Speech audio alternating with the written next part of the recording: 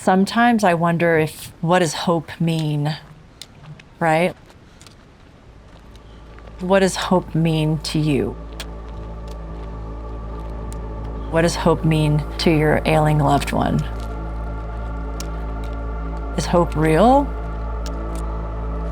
Is hope just some fancy feeling that is reserved for people that have options? Because with ALS, it feels like you just don't get a chance to hope. And when you can't use that superpower of hope, it's just something that's hard to talk about.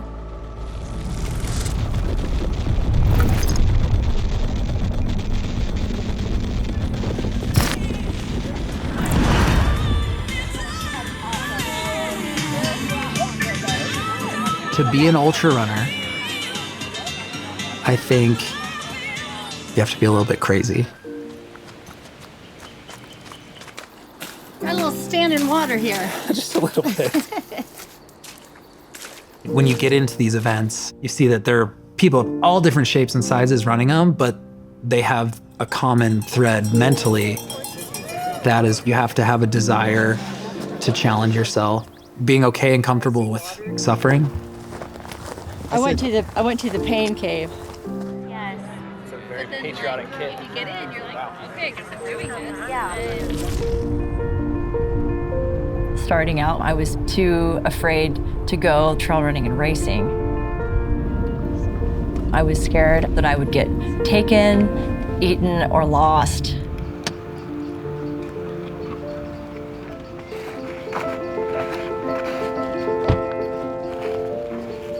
But I knew that I could run from home for like a half a mile over to this trail called Birdsong. I would run on this route every day for a year and a half.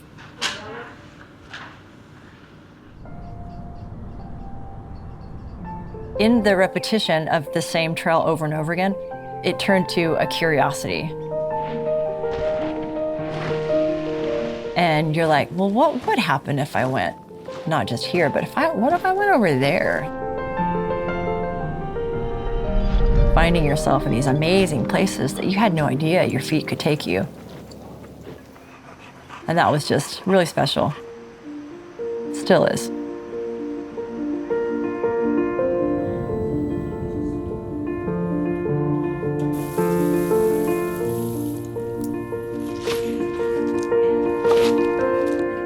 My husband did the Bear 100 one year, and being around that whole environment from start to finish, just learning about the different races with the different aid stations, people that you don't know, maybe your family or closer friends, and you see people who are so happy to be out there rooting for you. I think it's really unique, and I haven't found that anywhere else. Well, my mom was Diane, and I can't say the name. It's weird to say was, right?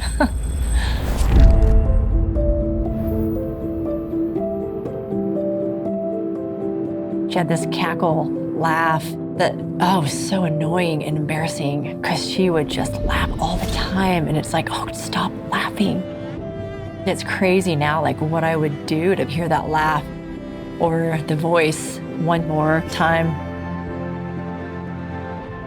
I think that's the main thing that I cherish about her. Growing up in South Carolina, there were some winters where we'd open the oven to have heat. It wasn't like we felt dire, but she just kept it light, and she was able to be there for my brothers and I didn't know how important that was until I figured that out as an adult.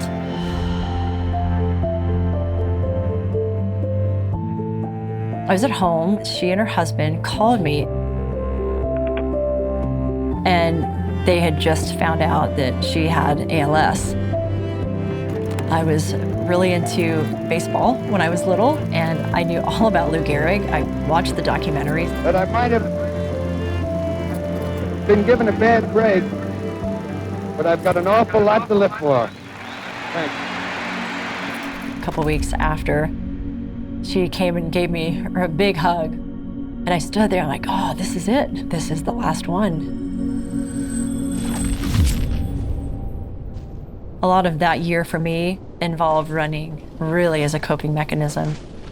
It was a huge relief to be out and moving and to be free and to feel my body working, even when hers wasn't.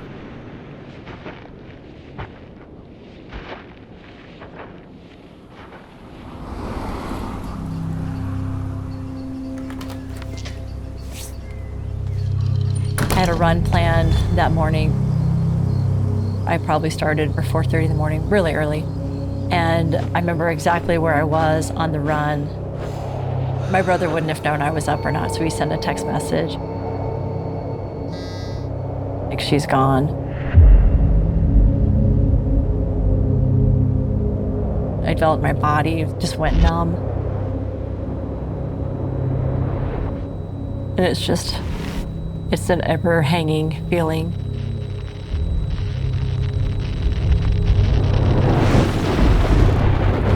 I don't know how to make that go away.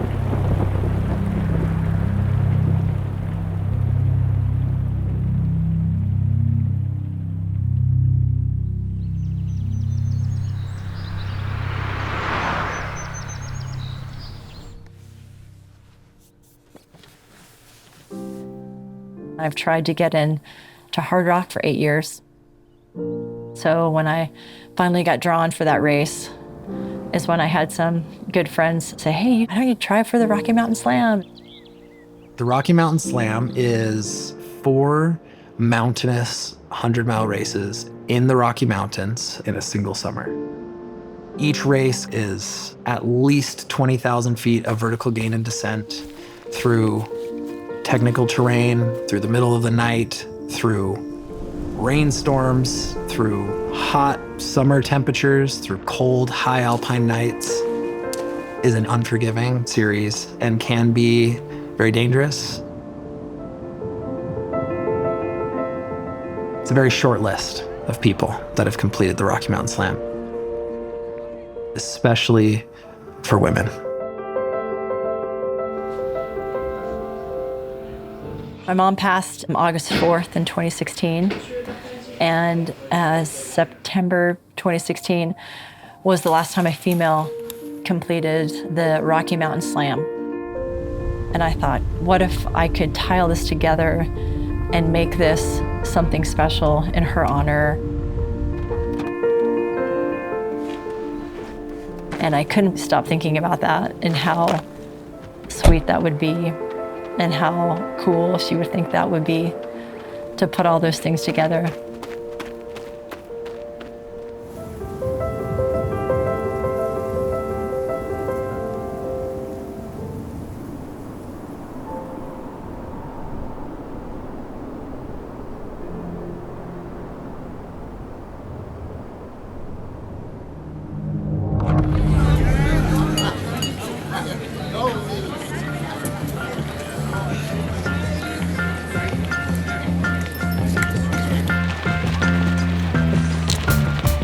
The 4 races I'm doing for the Rocky Mountain Slam are the Bighorn 100, the Hardrock 100, Wasatch 100, and Bear 100. The Bighorn 100 is early in the year, so it's notorious for having snow and water and mud. It's probably not the best way to start the Rocky Mountain Slam is to ruin your feet for the entire summer, and that's kind of what happened for Tara. Everyone knows about Hardrock. It's around 34,000 feet of climbing, over 100 miles above 10,000, 11,000 feet. If there's one race that could be the pinnacle or at the top of what racing marathons in the Rocky Mountains is like, it's Hardrock. If I were to be done racing forever and ever, that is all I needed.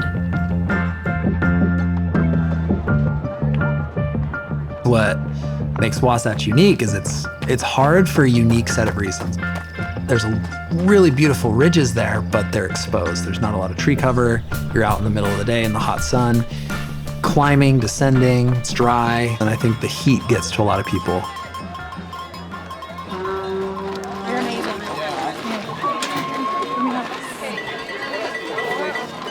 After you, go Tara. Yep. Go Tara. Go. You got this? Bye.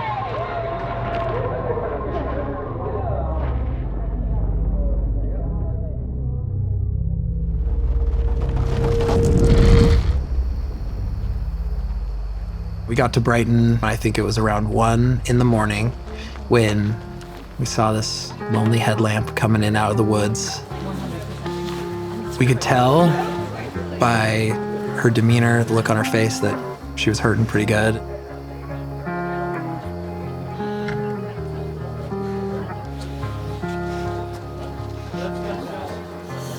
All the muscles were just locking up and getting tight and tense, and the body did not want to cooperate. With ALS, your brain stops sending signals to the lower ends of your appendages. For her, it went arms first, and then it went to the legs, and then she lost her ability to speak. That's how it ended with her, is that she couldn't eat. The reality of that, just so heavy. I think the enormity of the task was getting to me, and I didn't know if I could put that amount of pressure on myself and actually finish it. Got about 1,500 feet to go. Oh, good. It's just a hike. So just the dragging legs back. And I think the most beautiful part for her during this was realizing that she was a part of something much bigger than herself. She was doing it, not just her mom, but the people all around the world that are being affected by this disease. Yeah, you get those off, you have to buy another one.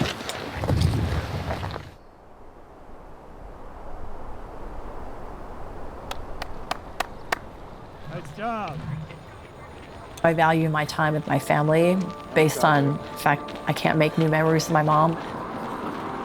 And so doing this Rocky Mountain Slam is making sure I'm thinking about her more. Trying to pry those memories out of my brain. I think if people can find in their own lives a reason or a motivation to chase a big dream that's bigger than themselves, they'd be shocked at what they can accomplish. The bear, oof, that's just where it all started for me. I'm so excited to end this journey there. You did it, Mom.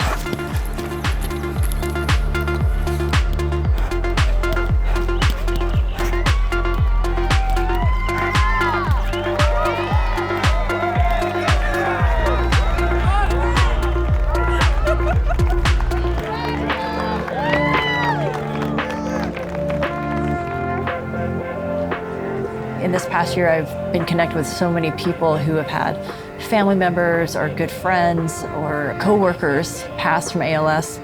And I think hope is different. Sometimes hope acts as a Band-Aid so that it's not so terrifying. We all know how it ends, but it doesn't change the fact that there's periods of so much goodness that we need to be able to talk about and to share the lives of these amazing people who we've lost. In ultra running, the hardest thing isn't the physicality, it's the mental part.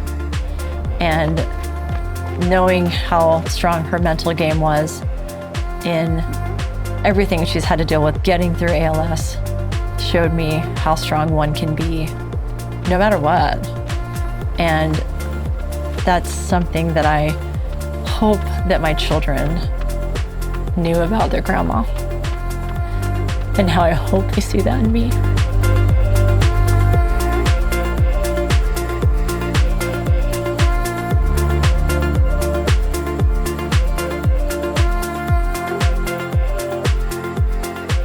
you guys. This is rough. Okay.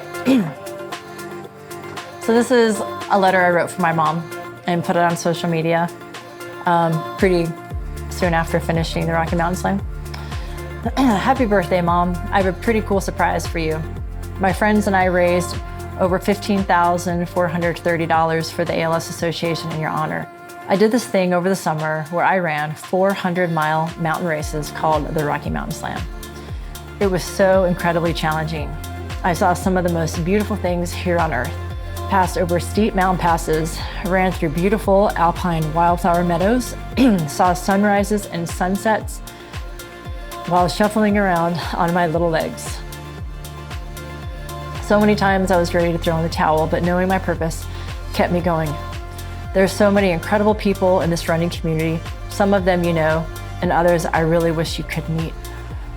These friends and strangers all contributed to this race going well. Each aid station was lined with loving cheers and positive motivation from these folks that kept me moving forward through these autumn forests I love so much. Finishing the Bear this year was different as I tried to put more focus on you and what you've taught me throughout my life.